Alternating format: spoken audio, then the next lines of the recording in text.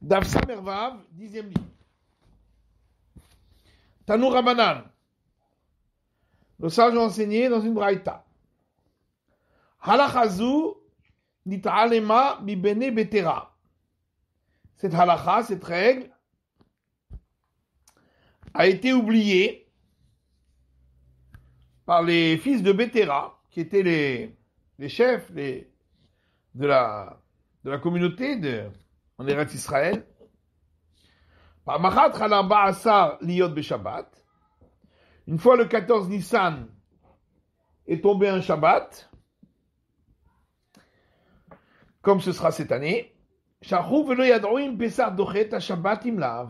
ils ont oublié, ils ne savaient pas, est-ce que le Korban Pessah repousse le Shabbat? Est-ce qu'on peut offrir le Korban Pessah un Shabbat?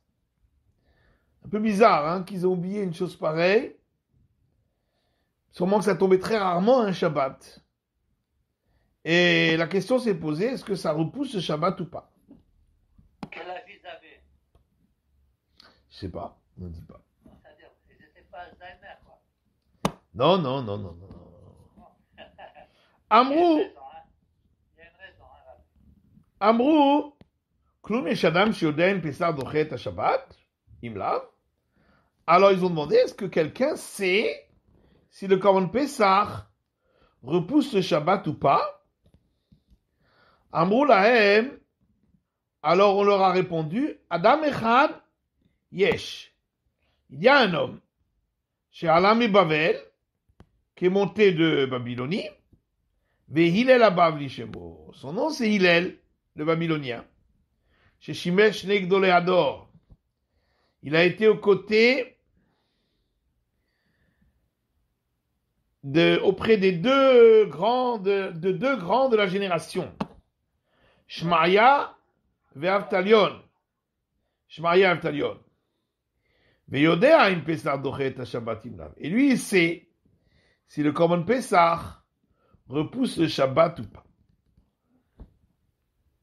Parce que normalement, on ne repousse le Shabbat que des Korbanot Tzibour.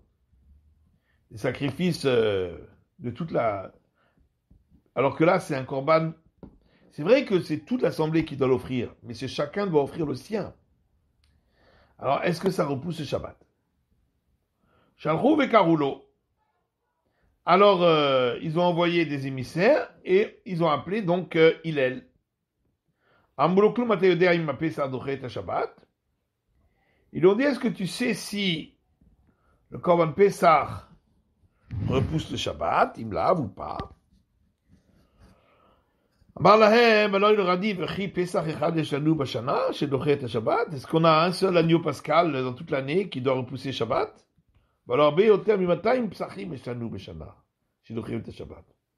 Nous avons plus de 200 agneaux qui sont comme les agneaux pascal,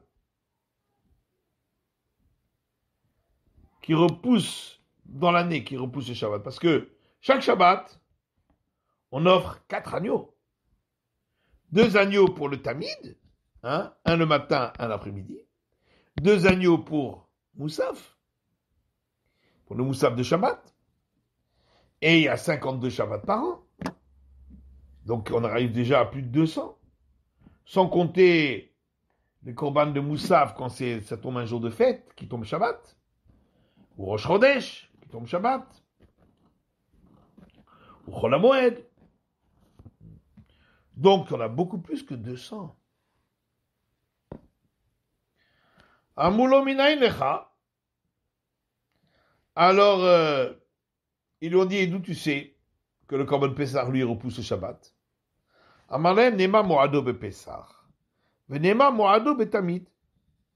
Alors, Hillel leur a dit, c'est marqué, le terme moado a son temps fixe pour le Korban Pessah.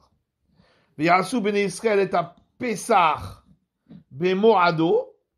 On doit le faire à son temps fixe. Et c'est marqué aussi moado pour le Korban Tamid.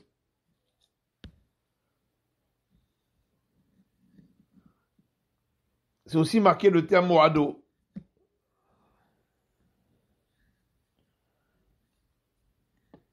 Ma moado amo betamid dochet Shabbat. De la même manière que pour le terme moado, à son temps fixe, qui est écrit au sujet du tamid, du korban tamid, ça repousse le Shabbat.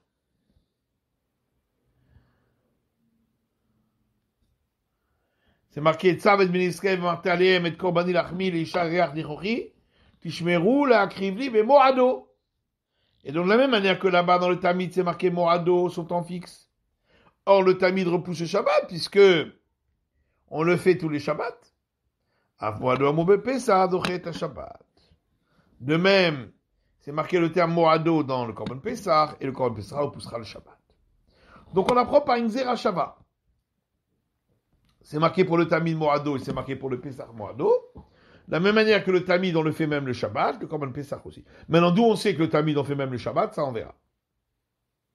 Ve'od kalvachomeru. Et puis il leur a dit, en plus il y a un kalvachomer, un argument a fortiori.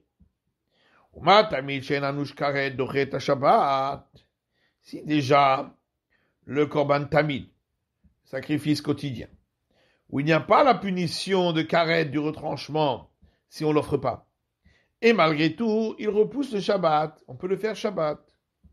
Pesach shanush karet, korban Pesach, ou si on l'offrait pas, on devait recevoir le retranchement, et nous dit chez le Shabbat, à plus forte raison que son offrande repousse le Shabbat. Miyad hoshivu berosh. Dès qu'ils ont entendu cette réponse, ils l'ont mis à leur tête. Ils l'ont placé à leur tête. Uminuhu nasi alehem. Ils l'ont placé comme prince d'Israël au-dessus de eux. Vayadoresh kol hayom kulo bilchot Pesach. Et il a enseigné toute la journée les halachot de Pesach. Puisqu'on était juste avant Pesach. Et puis il a commencé à les attaquer par des paroles. Amalahem, il leur a dit au Bnei Betera, qu'est-ce qui a entraîné que je suis monté de Babylonie et que je devienne un prince au-dessus de vous? C'est votre paresse. Parce que vous n'avez pas été aux côtés des deux grands de la génération que sont Shmaria et Avtalion. Si vous aviez été aussi, vous aussi avec eux, vous auriez étudié chez eux, vous l'auriez su. Ambroulo. Comment il a pu les appeler par leur nom? Qu'est-ce que ça veut dire? On ne peut pas appeler son père ou son rav par son nom. Tout le monde. Il y a des rabbanim qui sont tellement grands qu'on ne dit pas Rav. Hillel, vous ne disiez pas Rav Hillel, Rav Shammai. Il y a des rabbanim qui sont tellement grands qu'on ne peut même pas dire Rav. Rav, c'est rien. C'est pas assez grand. Ceux qui sont très, très, très, très grands, ceux-là, on leur donne pas de titre parce que même le titre n'est pas assez grand pour eux. Alors vous avez Shmaria, Avtalion, Hillel, Shammai. Vous avez quelques Tanaïm comme ça qui n'ont pas de titre. C'est au-dessus du titre. Ambroulo Rebi. Alors les Bnei Betera, ils lui ont dit, maître, à Hillel, ils lui ont dit, maître, qu'est-ce qu'on fait s'il y en a un qui a oublié d'apporter le couteau avant Shabbat pour faire la shrita? Et Shabbat, comment il va faire pour l'amener? Amar lahen, alachazu shamati veshacharti. Hillel a dit, j'ai entendu cette halakha, mais je l'ai oublié. Et la hanach lahen Israël.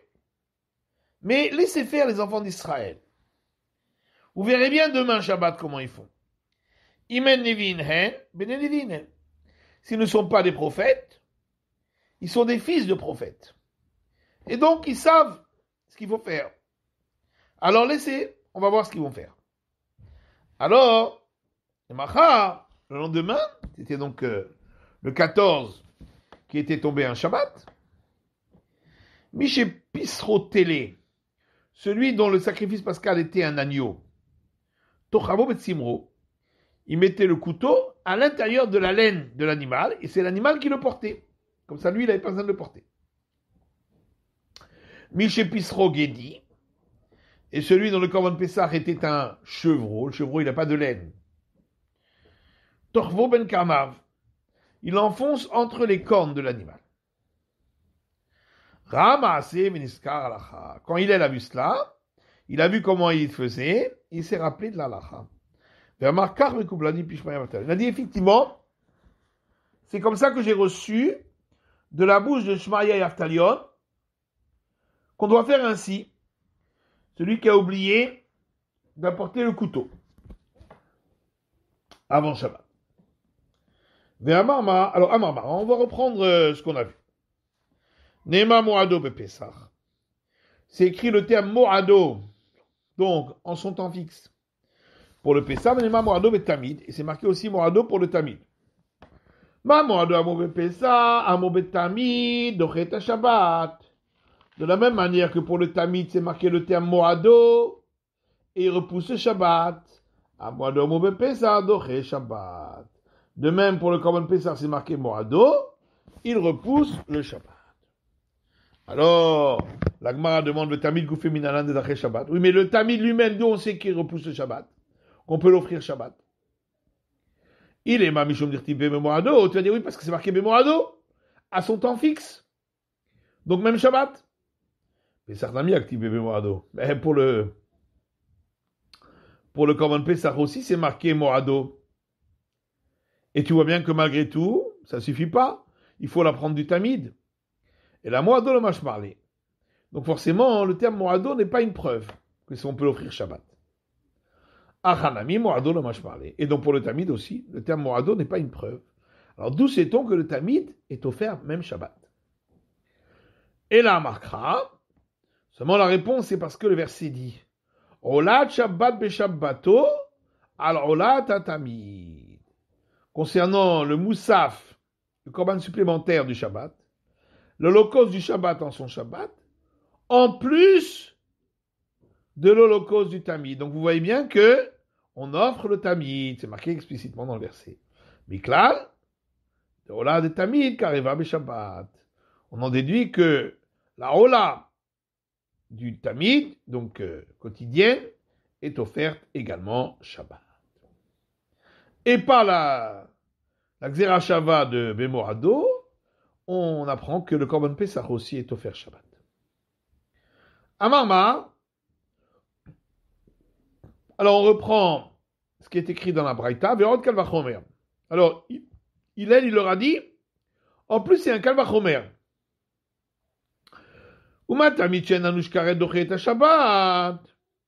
Si déjà le Korban Tamid, le sacrifice quotidien, pour lequel il n'y a pas la punition du retranchement si on ne l'offre pas, il repousse les interdits du Shabbat. Pesach Shanush Karet et Nodin Shedochet Shabbat. Le Korban Pesach pour lequel il y a le Karet, à plus forte raison, qui repousse le Shabbat. Alors la Gemara demande Ikan Mifrach. Cet argument a fortiori, on peut le réfuter en disant mal et Tamid. Que vient faire ici le Tamid? Sheken Tadir Vekalil. Le Tamid, c'est un sacrifice quotidien, tous les jours, Tadir, en continu. Et en plus, le Tamid, il est brûlé entièrement sur l'autel. Donc c'est un sacrifice plus important que le Korban Pessah à ce niveau-là. Et donc c'est pas parce que le Tamid repousse le Shabbat que le Pessah repoussera le Shabbat, puisque le Pessah c'est qu'une fois par an. Et en plus, il n'est pas offert entièrement sur l'autel. C'est pas une drôle. Alors, la Gemara répond effectivement. Ce Kalvachomer, il n'est pas juste, il est, on peut le repousser. Seulement, Kalvachomer Balo Beresha, effectivement, il a commencé par leur dire l'argument du Kalvachomer, en premier. Ou Pirchoua, et ils l'ont réfuté, comme on l'a vu maintenant. Et après, il leur a dit, ben voilà, il y a aussi une Xera Shava. Bemoado. Alors la Gemara dit Vechimacha de Gamak Zerashava Kalvachomer Lamali. Puisqu'il avait tout à son Zerashava, est-ce qu'il avait besoin de leur dire un Kalvachomer? Zerashava aurait suffi. Kalvachomer, tu peux le réfuter, une Zerashava, ça ne se réfute pas. Et là, il dit Kamali. Seulement, le Kalvachomer, il l'a dit pour eux, pas pour lui. Lui, il n'a pas besoin du Kalvachomer. Lui, il avait la Zerashava. C'était pour eux, en leur disant Mishtamak Zerashava, le Gamritou. Bon, je comprends que la Xerashava, vous ne l'ayez pas apprise. Parce qu'une Xerashava, on ne peut pas l'inventer. C'est pas parce que moi, je vais trouver deux mots qui se ressemblent, je vais faire une Xerashava. Il faut que ce soit une tradition de maître à élève. Elle dit, bon, je comprends que la Xerashava, vous n'avez pas eu la tradition. C'est pour ça que vous ne saviez pas. Et un homme ne peut pas faire une Xerashava de par lui-même. Et la Kalvachomer d'Adam d'Ameratzmo. Mais un Kalvachomer, c'est une logique. Ça, n'importe qui peut le faire de lui-même. Pourquoi vous n'avez pas fait le Kalvachomer? Vous auriez dû tirer cette halacha par le Kalvachomer. Et c'est pourquoi on brûlait Kalvachomer Prichaou. Ils ont répondu, le Kalvachomer en question, il est réfuté par la réfutation qu'on a donnée. Donc au départ, il leur a rapporté le Kalvachomer, ils ont réfuté, il a dit, bon, ok, je comprends, mais il y a une Zerashava. Vous ne la connaissez pas, mais il y a une Zerashava pour nous apprendre que le Korban Pessah, on peut l'offrir, on l'offre même le Shabbat. Alors, à Marmar, on reprend ce qu'on avait vu dans la Braïta, les Machar, le lendemain, Mishepisrotele Tochev lo Betzimro, ils ont vu que celui qui avait apporté un agneau et qui n'avait pas apporté le couteau la veille, il enfonçait dans la laine de l'agneau, Gedi Tochev lo Ben Kamav. Et celui qui avait un chevreau, il l'enfonçait entre ses cornes. L'Agma a dit, mais alors il fait travailler les animaux qui sont sanctifiés. On n'a pas le droit de faire travailler un animal sanctifié. On profite de lui, c'est Merila. Tu profites d'un animal qui est sanctifié. Alors on répond qu'Hillel. Les gens faisaient comme Hillel. C'est-à-dire, les Tanya, c'est marqué dans une braïta. Amro alav al Hillel, on a dit concernant Hillel, Miyamav lo ma'al adam be'olatu.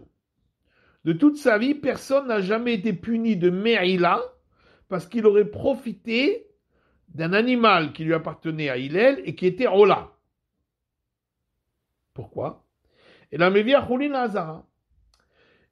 Hillel a porté l'animal, Choulin, il ne le sanctifiait pas. Il l'a mené profane. Il le rentrait dans la Hazara, et dès qu'il était rentré dans la Hazara, ou Magdisha, il le sanctifiait, Vesomer Yado Aléa, puis il imposait ses mains dessus, parce qu'avant d'offrir un korban, il faut imposer les mains, Veshochata, il faisait la shrita. Comme ça, il le sanctifiait à la dernière minute. Et comme ça, personne ne pouvait fauter et profiter d'animaux qui sont sanctifiés. Alors, mais je me suis posé la question. Peut-être que c'est permis si c'est pour les sanctifier, c'est pour les apporter en korban. Il fait ça pour apporter en korban. Donc si c'est pour apporter en korban, à ce moment-là, ce serait probablement c'est permis. Je suppose. L'interdiction, c'est d'apporter des choulines pour les offrir comme choulines. Ça, c'est interdit. C'est choulines ba'azara. Mais si c'est pour les offrir en kodashim, a priori, il n'y a pas d'interdit. En tout cas, on voit d'ici qu'il n'y a pas d'interdit.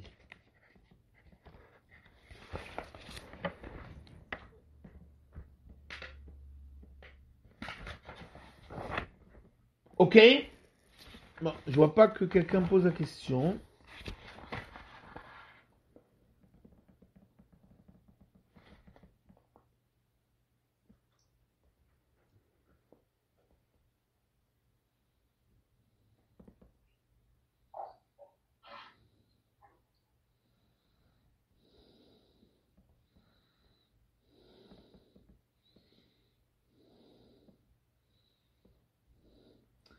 Vitosot, il dit, tant qu'il ne fait pas un maasé choulin, il n'y a pas d'interdiction.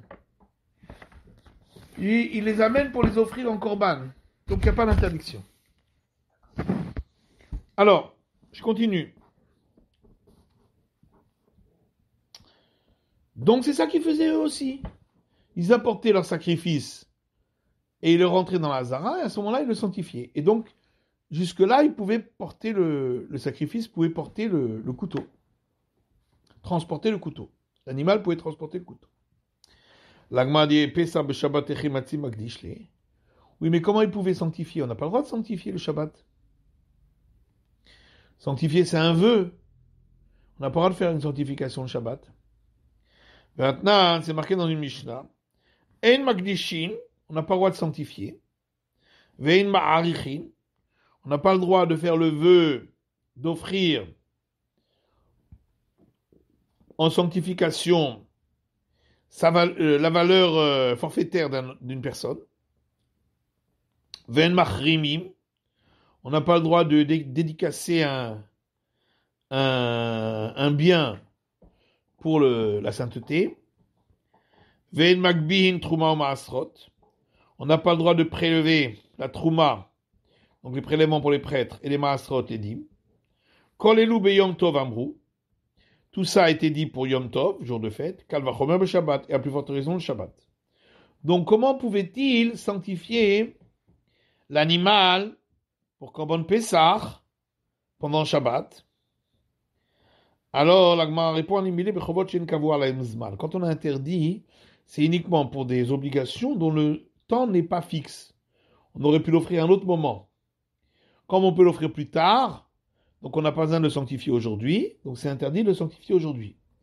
Aval bechovot shekavu alain zman, mais quand il s'agit d'une obligation qui a un temps fixe, comme ici, où c'est le 14 Nissan qu'on doit offrir le Korban Pessah, donc on est obligé de le sanctifier. Là, on est obligé, même Shabbat, on le sanctifie. Magdishi, dans ce cas-là, on a le droit de sanctifier même le Shabbat. Damar Rabbi Yuda, comme Rabbi Yochanan, comme a dit Rabbi Yochanan, Magdish Adam et Pisro be Shabbat. Un homme peut sanctifier son animal pour le Korban Pessah, Shabbat, quand le 14 tombe Shabbat, Vechagigato be Yom Tov. Et quand il doit offrir le Korban Chagiga, qui est le sacrifice de la fête, il peut le sanctifier pendant Yom Tov. Parce que c'est aussi un sacrifice qui doit être offert le jour même. Alors, autre question d'Agmara, vers l'homme Chamer. Il fait un interdit de la Torah. On n'a pas le droit de conduire un animal qui transporte une charge. Ça s'appelle Mechamer, Milachon Chamor. Quelqu'un qui conduit un âne qui est chargé. C'est interdit de le conduire. Alors ici aussi, il conduit l'animal qui porte le couteau. On répond Mechamer qu'il a chayad. Ici, l'animal qu'il conduit, il porte de manière inhabituelle. Parce qu'il ne porte pas le couteau de manière habituelle, il le porte planté dans sa laine ou entre ses cornes. Donc c'est des rabanan, puisque c'est un chinouille, puisque c'est fait de manière inhabituelle. Mechamer qu'il a chayad namin eidi isura doraita lika isura midrabanan miaika. L'agma dit ok. Alors, l'animal transporte de manière inhabituelle. Il n'y a pas d'interdit de la Torah, mais il y a quand même un interdit des Rabbanan. Alors, l'Agma répond, il nous les kabaïmine. Et c'est pour ça que la question a été posée. Étant donné que c'est un issur des Rabbanan, est-ce qu'on avait le droit de le faire ou pas pour celui qui a oublié le couteau? C'était ça la question. D'avoir chez Shlo et termine la Torah, quelque chose qui est permis de par la Torah. D'avoir shvut ou remettre les fana, mais il y a quand même un interdit de shvut, donc c'est un interdit rabbinique du Shabbat qui est présent. Les okrokila hayad, est-ce qu'on a le droit donc de le transgresser de manière inhabituelle, ainsi c'est que des rabbanan, bimkom mitzvah pour une mitzvah. Shvut bimkom mitzvah. C'est un shvut, c'est un issur de Rabbanan pour une mitzvah.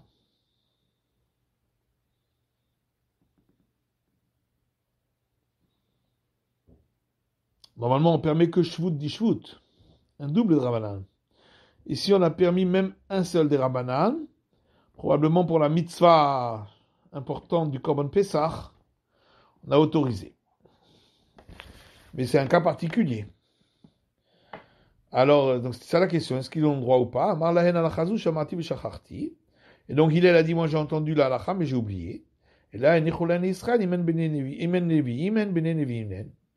Et il leur a dit, ben, laissez faire les Israël, si ce ne sont pas des prophètes, ce sont des fils de prophètes, et donc la manière comment ils font, on saura exactement comment on devait faire. Et effectivement, on avait le droit de le faire, donc un shvut, un issur de Rabbanan de Mechamer, bimkom mitzvah, pour accomplir la mitzvah. Amar Abida Marav. Abida dit au nom de Rav, Kol hamityaher, tout celui qui s'enorgueillit. Im chachamhu, si c'est un chacham, chochmato mistaleket bimenu, sa sagesse s'écarte de lui. Im naviu, si c'est un prophète, nevoato mistaleket bimenu, son esprit prophétique s'écarte de lui. Im chachamu chochmato mistaleket bimenu, donc on a dit ici c'est un sage, la sagesse s'écartera de lui, mais Hillel, on le voit de Hillel. Parce qu'on a vu qu'il a commencé à les attaquer avec des paroles. Donc c'était un peu un signe d'orgueil. Il a voulu leur montrer, vous voyez, moi, je suis quand même mieux que vous. Bien que Hillel était un personnage très modeste. Mais là, quelque part, il agit un petit peu avec orgueil, en tout cas à son niveau. Hein. Et en fin de compte, il a oublié une halakha. Quand il lui a posé une question, il a dit, ah, cette règle-là, je la connaissais, mais je l'ai oubliée. Parce que là, il a été puni parce qu'il s'est enorgueilli. Im naviu, et si c'est un prophète, nevoato mistalek mimenu. Alors l'esprit prophétique s'en va, s'écarte de lui. D'où on apprend midevora. On apprend de Dvora. Dirtiv, c'est marqué Déborah dans le shir de Shirat Déborah, le cantique de Déborah. Elle a dit Hadelu perazon bi-Israël Hadelu. Il n'y avait plus de ville ouverte en Israël parce qu'ils avaient tellement peur de leurs ennemis que toutes les villes étaient fortifiées. Ad shakamti Déborah, jusqu'à ce que je me suis levé, moi Déborah, shakamti embe Israël, je me suis levé en mer pour Israël. Donc quelque part, elle s'est mise un peu en avant, qui était un petit peu un signe d'orgueil. Urtiv, et c'est marqué juste après, Ori Déborah, Ori Daberishir. Réveille-toi Déborah, réveille-toi, parle les paroles du cantique. Pourquoi elle a dit réveille-toi? Parce que l'esprit prophétique s'était écarté d'elle. Donc pour réveiller son esprit prophétique. Donc on voit que celui qui s'enorgueillit, il perd l'esprit prophétique. Resh Lakish a dit, donc tout homme qui se met en colère, c'est un peu comme celui qui s'enorgueillit.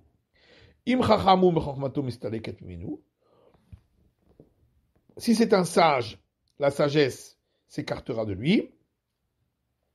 Im naviu, si c'est un prophète, nevoato mistaleket mimenu, son esprit prophétique s'écarte de lui.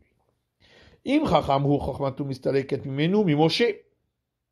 Si c'est un sage, la sagesse s'écarte de lui, on apprend de Moshe. Pourquoi dire-t-il? Parce que c'est écrit Vaïtsof Moshe al pikudei Echai. Moshe s'est mis en colère contre les chefs de l'armée. Urtiv, et après c'est écrit Vayomer Elazar Kohen el Anshat Sava Baim la Milchama. Elazar le Kohen a dit aux hommes de l'armée qui revenaient de la guerre, Zot Rukat Torah Shatziva Shem et Moshe Vegomer. Voici la règle de la Torah que l'Éternel a ordonnée à Moshe, etc. Pourquoi c'est Elazar qui leur a dit? Si c'est une règle qu'Hachem a donnée à Moshe, Moshe pouvait leur donner la règle directement. Mechal de Moshe alemine. Alors on apprend que Moshe avait oublié cette règle qui va être présentée par Elazar, donc de la cachérisation des ustensiles et du trempage des ustensiles. Donc, parce qu'il s'était mis en colère. Im naviu nevoato bistadek etumenu. Et si c'était un avis, sa névoie s'en ira parce qu'il s'est mis en colère. Mais Elisha, on l'apprend de Elisha, qui est un Navi, qui est le disciple de Eliyahu Navi. Tirti, c'est marqué, Lou les pene Yoshaphat melech Yehuda ninose, imabit elecha ve'im ereka. Si ce n'était que la face de Yehoshaphat, le roi de Yehuda, j'honore, je ne t'aurais pas regardé à toi, et je ne serais même pas venu te voir. Ça, il a dit ça au roi de Yehuda, Yehoram, parce que c'était un rachat. Et donc il s'est mis en colère. Il s'est mis en colère contre le roi de Yehuda. Urtiv est écrit. Hein? Pas le roi d'Israël. Qu'est-ce que j'ai dit de bêtises? Oui, excusez-moi. Il s'est mis en colère contre le roi d'Israël, pardon, Yehoram. Il a dit, je suis venu te voir que parce que il y a Yehoshaphat, et Yehoshaphat est le roi d'Israël et de Yehuda. Et lui, j'ai du kavod pour lui. Mais toi, Yehoram, le roi d'Israël, j'ai pas de kavod pour toi, il s'est mis en colère contre lui. Donc il s'est mis en colère contre le roi d'Israël, effectivement. J'ai ma langue à fourcher. Et donc, Urtiv, c'est marqué juste après, Ve'ata kechuli menagen. Donc Elisha a dit, maintenant prenez pour moi un musicien. Ve'aya kenagen amenagen. Et ce sera lorsque il jouera de la musique. Vatehi alav yad Hashem. Alors, le souffle d'Hachem est venu sur lui. Donc, c'est-à-dire qu'il avait perdu l'esprit prophétique. Parce qu'il s'était mis en colère. Amar Ramani Bapatish. Ramani Bapatish dit, Kol Sheko, et tous ceux qui se mettent en colère. Afilu poskim alav gdula min hashamayim. Même si on avait fixé pour lui une très haute fonction de par le ciel. Moridin Oto.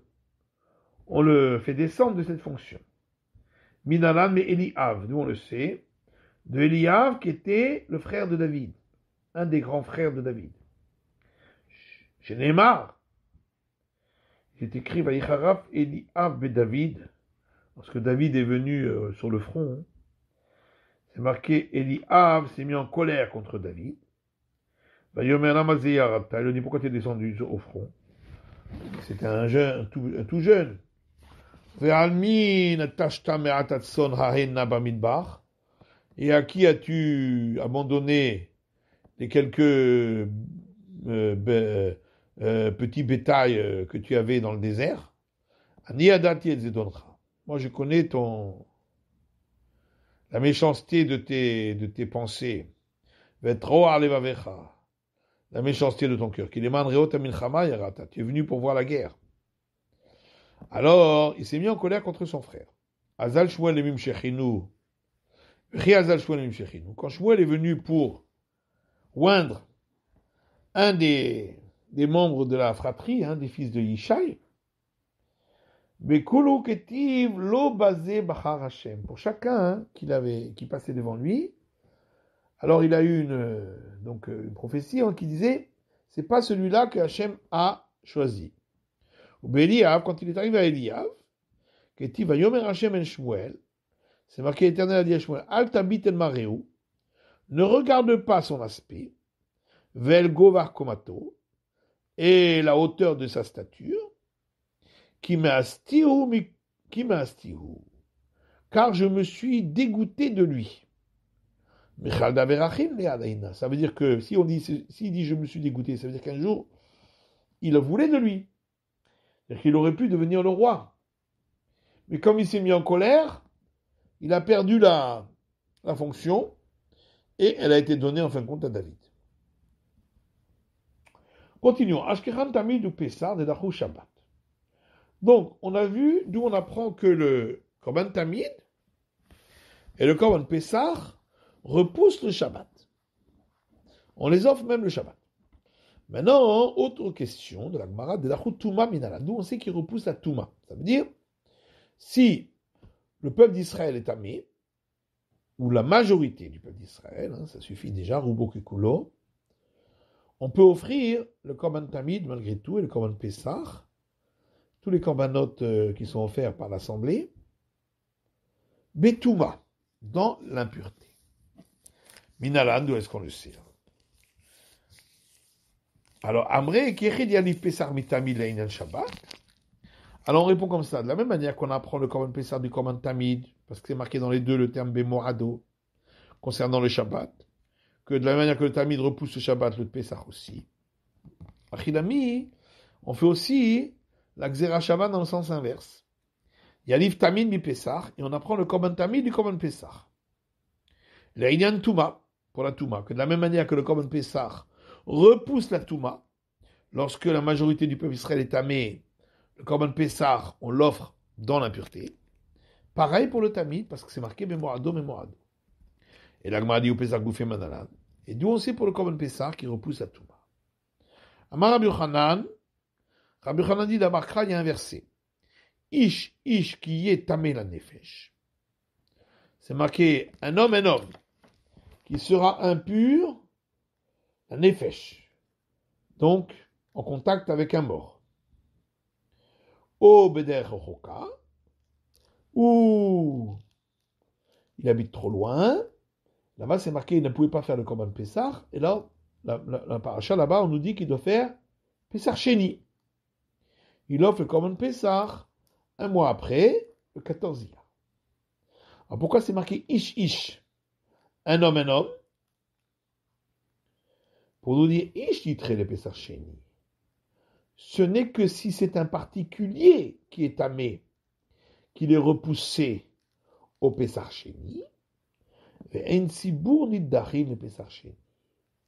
Mais si c'est le Tzibour qui est tamé, il n'est pas repoussé au Pessah Sheni, et là, Abdi Betouma. Il fera le Korban Pessah Betouma. C'est pour ça que c'est marqué Ish.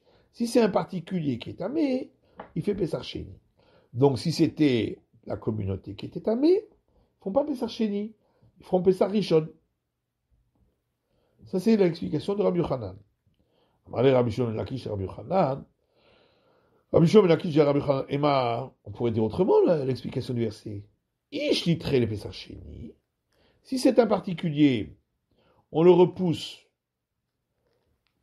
jusqu'au Pessah Sheni, donc le 14e. Tzibour, et si c'est toute la communauté qui était tamée, eh bien, l'être tout à Kanta. Peut-être qu'eux, il n'y aurait pas de solution du tout. L'Obe Pessah Rishon, Velobe Pessah Sheni. Ni premier Pessah, ni deuxième Pessah. Peut-être que d'ici, on apprendrait au contraire, que si toute la communauté est tamée, aucune solution. Donc, de nouveau, la question revient. D'où sait-on que si toute la communauté est tamée, on offre le Korban Pessah, le premier, Pessah Rishon, Betouba. Le verset qui vient d'être apporté n'est pas concluant. Voilà. On voit de ce verset qu'il y a une différence entre le particulier et la communauté, qui est tamée, ça c'est sûr. Mais qui te dit que ça veut dire que la communauté qui est tamée, on peut faire le Korban Pessah, Betouba. Peut-être ça veut dire que si la communauté est tamée, on ne fait aucun Pessah, ni Rishon, ni Sheni. Au contraire. Donc, la question reste posée. On verra la réponse demain. Erev Tov. Erev Tov, merci beaucoup. Erev Tov. Voilà. Erev Tov. Erev Tov, Rabbi. Erev Tov, Erev Tov.